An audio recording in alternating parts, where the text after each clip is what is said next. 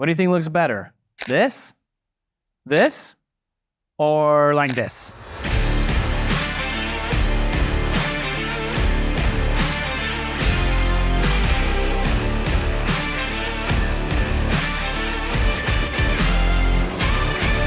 Hi everyone, in this video we're going to be covering composition rules for shooting portraits, and we're going to be showing you how to do everything in our studio. Now before you start shooting, it's really important to select the right camera lens. If you're shooting standard portraits like headshots and use a lens with a shorter focal length like 35mm, our model's face is going to be distorted. The model's nose is going to appear bigger, they'll get chubby cheeks, and their whole face is just going to look a lot more rounder than it actually is.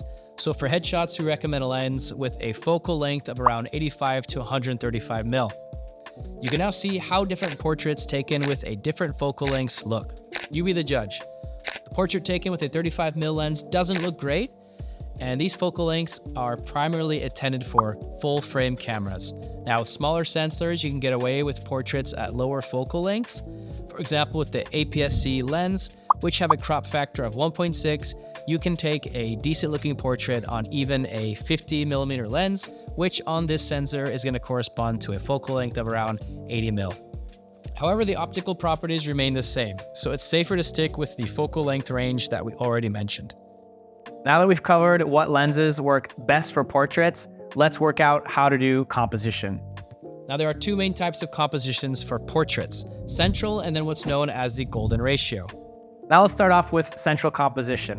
And as the name suggests, it implies that our subject is going to be somewhat like this, right in the middle of our frame, kind of like how I am now. Now right off the bat, I want to tell you that central composition is not going to work well when we're shooting portraits in landscape orientation. Central composition works best when it interacts with the rest of the photo in some kind of way. And in this case, it's a good idea to look for perfect symmetry or an object that frames the subject in some kind of interesting way. Otherwise, central composition is going to look dull, boring, and it just doesn't catch the viewer's eye. Now, if you shoot portraits in portrait orientation, you don't have many more options, meaning that central composition is the correct and maybe actually even the only way to do it. The second composition type is the golden ratio. It's all around us in nature where you can find several examples of this.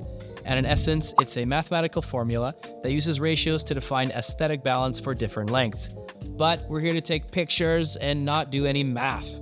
The ratio is roughly 1 to 3, so photographers simplify it by using a rule of thirds. Now each photo can be divided into a 3x3 grid.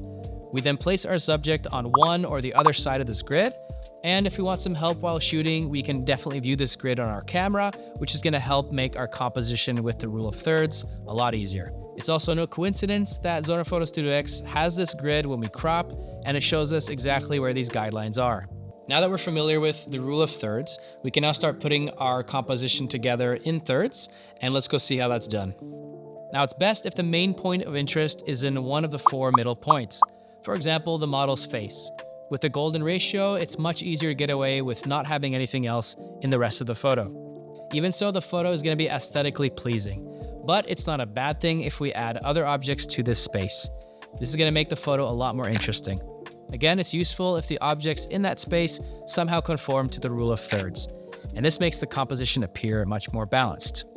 Now, it's not required, but generally speaking, it's great to have an object or perhaps even some kind of diagonal line in this area. Like with central composition, it looks good if the model has something around them to frame them because it's going to draw a lot more attention to them. Keep an eye out for the position of the model though. It doesn't look good if the model's gaze is going outside of the frame. Now it's really important to give your model the correct instructions, and that's why you should read the article, The Art of Directing a Photo Shoot. And you can find a link today in the video's description below, but now let's get back to portraits.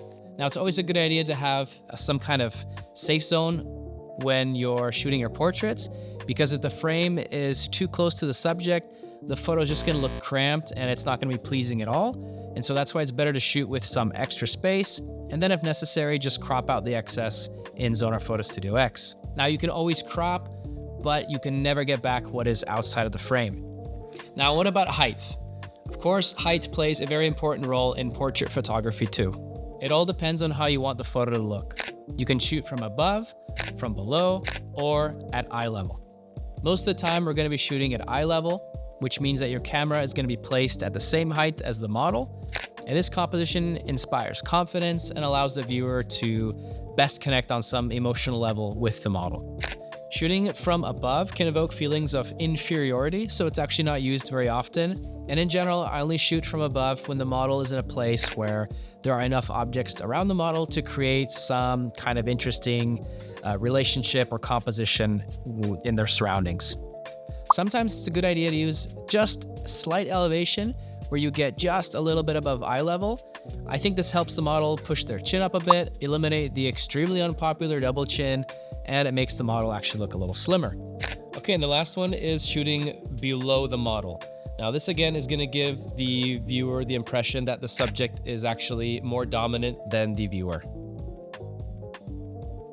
So that's it for composition rules for portraits. I hope this was useful for you. Give us a thumbs up and don't forget to hit the subscribe bell so that you never miss another video. And as always, feel free to leave us what you think below. We like hearing what you think, and we even might make a video about it. Thanks, have a good one, see you in the next video. Ciao.